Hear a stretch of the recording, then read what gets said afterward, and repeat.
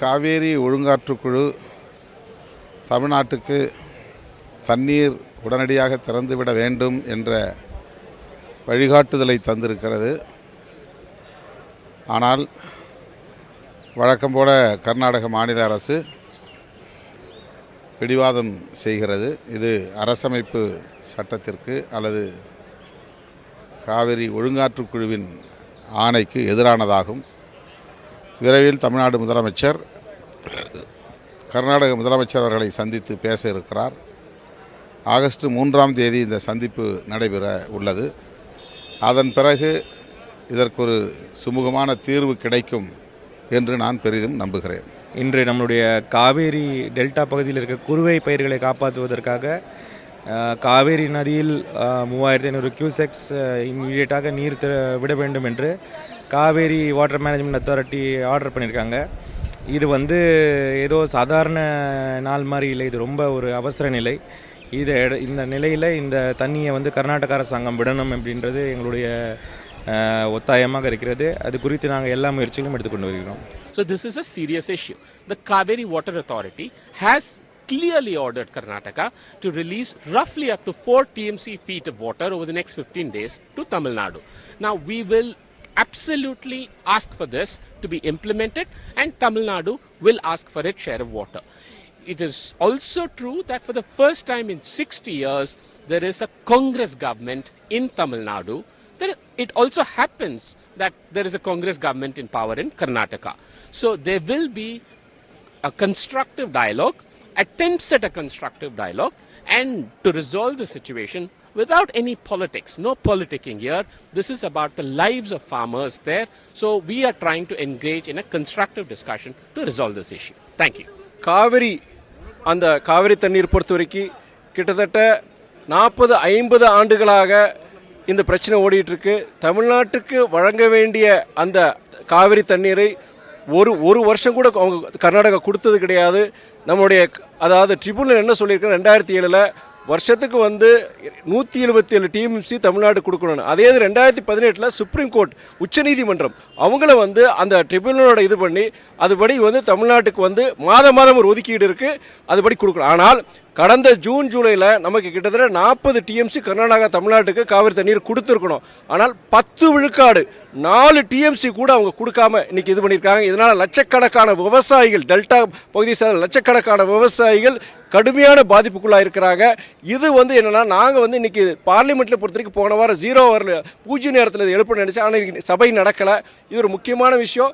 ஒன்றிய அரசு, பாஜக அரசு இதில் தலையிட்டு தமிழ்நாட்டுக்கு வழங்க வேண்டிய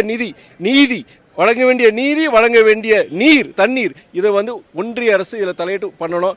இதுதான் நாங்கள் நாடாளுமன்றத்தில் அதை எழுப்பலாம்னு நினச்சிட்டு இருந்தேன் நான். ஆனால் இன்னைக்கு நம்முடைய தமிழ்நாட்டுடைய மாண்பு முதலமைச்சர் சகோதரர் ஜோசப் விஜய் இன்னைக்கு அவங்க அடுத்த சில நாட்களில் கர்நாடகாவில் போய் அங்கே இருக்க முதலமைச்சர்கிட்ட அவங்க முறையிட போகிறாங்க. கண்டிப்பாக இது ஒரு நல்ல ஒரு போல்ட் ஸ்டெப்னு தான் சொல்லுவேன் நான். முதலமைச்சருடைய தலையீட்டில் அவங்க சொல்லி தமிழ்நாட்டுக்கு எவ்வளோ பாதிப்பாக இருக்குது, எவ்வளோ லட்சக்கணக்கான ஏக்கர் விவசாய நிலங்கள் பாதிக்கப்பட்டிருக்கு. அதனால் இதை முதலமைச்சர் கண்டிப்பாக வெற்றிகரமாக இதில் முடிப்பார ஒரு நம்பிக்கை இருக்குது. காவேரி நீரை பற்றி காவேரி மேனேஜ்மெண்ட் போர்டு என்ன தீர்ப்பளிக்கிறதோ அந்த தீர்ப்பை அமல்படுத்த வேண்டும். அதற்காகத்தான் அந்த அமைப்பு உருவாக்கப்பட்டிருக்கிறது. அந்த அமைப்பு எல்லா சூழல்களையும் கருத்தில் கொண்டு தான் ஒரு தீர்ப்புக்கு வந்திருக்கிறார்கள், ஒரு அரேஞ்ச்மெண்ட்டுக்கு வந்திருக்கிறார்கள். அதை அவர்கள் என்ன தீர்ப்பு அளிக்கிறார்களோ அதை அமல்படுத்த வேண்டும். குறுவை சாகுபடிக்கு இப்ப தண்ணி திறந்து விடணும். எங்களுக்கு ரொம்ப அவசியமா அந்த தண்ணி தேவைப்படுது. இது எங்களோட உரிமையை தான் நாங்க கேட்கிறோம். நாங்க ஒண்ணு கர்நாடகாவில் இருக்கிற தண்ணியை நாங்க கேட்கல. எங்களுக்கு நாங்க லைப்ரரியன் ஸ்டேட்ங்கிற முறையில எங்களுக்குள்ள உரிமையை கேட்கிறோம். அது மட்டும் இல்ல, இப்ப காவிரி ஒழுங்காற்று ஆணையம் 3500 கன அடி தண்ணி திறந்து விடணும்னு சொல்லியிருக்காங்க. அதை உடனடியா திறந்து விடணும். அதுல மாற்றுக்கிறது கிடையாது. தமிழ்நாடு ஒருபோதும் காவிரியில் தமிழ்நாட்டுக்குள்ள உரிமை விட்டு கொடுக்காது. இங்க மழை பெய்யலன்னு சொல்றாங்க. மழை பெய்யலினா கூட there is a distress formulaன்னு ஒண்ணு இருக்கு. அதுக்கு அவங்க ஒத்து வரணும்ல. எதுக்குமே வர முடியாதுன்னு ஒரு ஸ்டேட் சொல்ல முடியாது. ஏன்னா ஒரு மாநிலத்துக்கு மாநிலம் இப்படி சண்டை போட்டுக்கிற சரியில்லை. எங்களுக்கு உரிய தண்ணி நீங்க கொடுத்துருங்க, உங்களுக்கு உரிய தண்ணி நீங்க பயன்படுத்துங்க. எங்களுக்கு தண்ணி கொடுக்க மாட்டேன்னு சொல்றது சரியில்லை. எங்களுக்கு உரிமை இருக்கு அந்த தண்ணியில. காவேரி ட்ரிபியூனல் உத்தரவின்படி, அதே போல சுப்ரீம் கோர்ட்டினுடைய உத்தரவின்படி ஒவ்வொரு தடவையும் காவேரி மேனேஜ்மெண்ட் அத்தாரிட்டி என்கின்ற ஆணையம் என்ன முடிவெடுக்கிறதோ அந்த முடிவின்படி இப்போது தண்ணீர் திறந்து விட வேண்டும். அப்படிப்பட்ட முடிவை நேற்று மேற்கொண்டிருக்கின்ற அந்த குழு ஆணையத்தினுடைய முடிவின்படி நிச்சயமாக அவர்கள் திறந்து விடுவார்கள் என்று நம்பிக்கை இருக்கிறது. ஆனால் இதுவரை அவர்கள் எந்தவித முடிவும் எடுக்காமல் இருக்கிறார்கள். 3ஆம் தேதி தான் அவர்கள் அனைத்து கட்சி கூட்டத்தில் முடிவெடுப்பார்கள் என்று கருதுகிறேன். இது மிக மிக மோசமான செயல். உடனடியாக அவர்கள் தண்ணீர் திறந்து விட வேண்டும் என்பது திராவிட முன்னேற்ற கழகத்தினுடைய கோரிக்கை. காவிரி என்பது தமிழ்நாட்டை பொறுத்தவரை உயிர் நாடியை போன்றது. தமிழ்நாட்டின் நெற்களஞ்சியம் என்று சொல்லப்படுகிற டெல்டா மாவட்டங்கள் முழுமையாக காவிரியை நம்பித்தான் இருக்கின்றன. இப்பொழுது பருவமழை பொய்த்திருக்கின்ற இந்த சூழலில் நிலத்தடி நீரும் எடுக்க முடியாத நிலையில் மின்சார தட்டுப்பாடு தமிழ்நாட்டில் மிகப்பெரிய அளவில் இருக்கின்றது. தொடர்ந்து 4-5 நாட்களாக மின்சாரம் வராத காரணத்தால் வளர்கின்ற பயிருக்கு நீர் பாய்ச்ச முடியாமல் அவை காய்ந்து கருகுவதை பார்த்து விவசாயிகள் வாடிக்கொண்டிருக்கின்றார்கள். காவிரியிலும் தண்ணீர் வருவது இல்லை. உச்சநீதிமன்றமோ நடுவர் மன்றமோ கொடுத்த எந்த தீர்ப்பையும் கர்நாடக அரசு மதிக்கவில்லை. அவர்கள் தீர்ப்பின்படி எங்களுக்கு தர வேண்டிய உரிய நீரையும் தருவதில்லை. இப்போது அது போதாது என்று மேகதாது என்ற பகுதியில் புதிதாக ஒரு அணை கட்ட முயல்கிறார்கள். அவர்கள் தங்கள் பாசன பகுதியை பெருக்கிக் கொண்டே போகிறார்கள். எங்களுடைய பாசன பகுதி குறைந்து கொண்டே வருகிறது. 2000 ஆண்டுகளாக விவசாயம் செய்து வந்த எங்களுடைய நிலை இப்படி ஆகிறது என்று சொன்னால், இவ்வளவு பெரிய நாட்டில் ஒரு மாநிலத்திற்கும் 2 நாடுகளுக்கு இடையிலே நீர் பரிவர்த்தனை என்பது முறையாக நடைபெறுகிறது. ஆனால் 2 மாநிலங்களுக்குள் நடைபெற முடியவில்லை என்றால் ஒன்றிய அரசு என்ன செய்கிறது என்ற கேள்வி.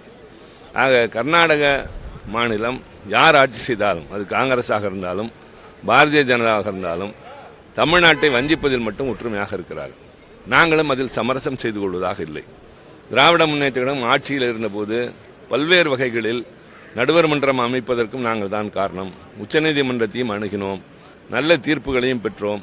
ஓரளவிற்கு அங்கே இருக்கிறவர்கள் ஆறுதல் பெறுகின்ற அளவிற்கு நிலைமைகளை சீராக்கினோம். ஜூன் மாதம் 12ஆம் தேதி தளபதி ஸ்டாலின் இருக்கிற வரை மேட்டூர் அணையிலே தண்ணீர் திறக்கப்பட்டது. இந்த ஆண்டு அதுவும் இல்லை. ஆக தமிழ்நாடு வறண்டு கிடக்கின்ற ஒரு சூழ்நிலையில் வாடி கிடக்கின்றது. காவிரியை பொறுத்தவரை தமிழ்நாடு வஞ்சிக்கப்படுகிறது. நாங்கள் தொடர்ந்து போராடி கொண்டிருக்கிறோம்.